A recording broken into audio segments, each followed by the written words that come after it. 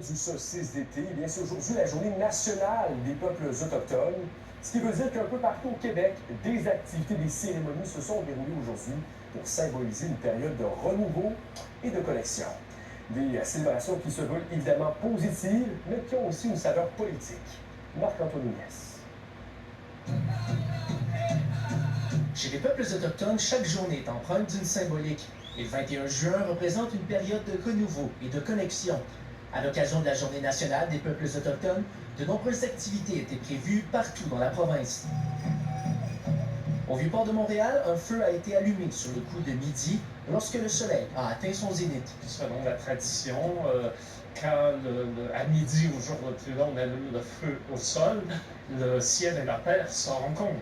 Et c'est le moment où on se rappelle qu'il y a un ordre universel. Des danses traditionnelles rythmées au son des tambours ont suivi.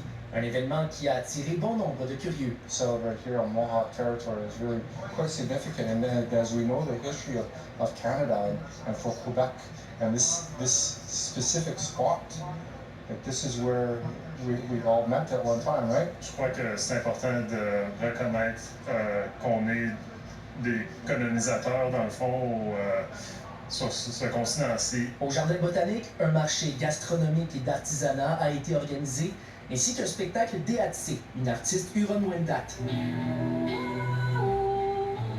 Je suis vraiment étonnée du nombre de personnes qui sont venues aujourd'hui pour cette belle journée. Donc c'est vraiment un pas, je pense, vers la réparation envers les peuples autochtones.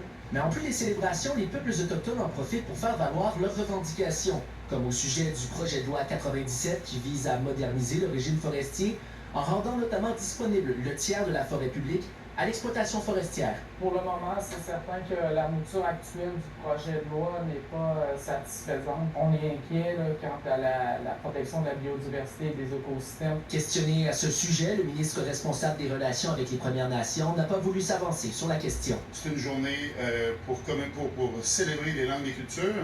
Je suis juste pas à l'aise d'aller sur un dossier en particulier. Laissons toute cette journée-là à ce grand mouvement-là. Si la Journée nationale des peuples autochtones a été officiellement instituée en 1996, on profite de la journée la plus longue de l'année pour célébrer la culture et le patrimoine autochtone depuis des générations. Marc-Antoine Niès, TVA Nouvelles, Montréal.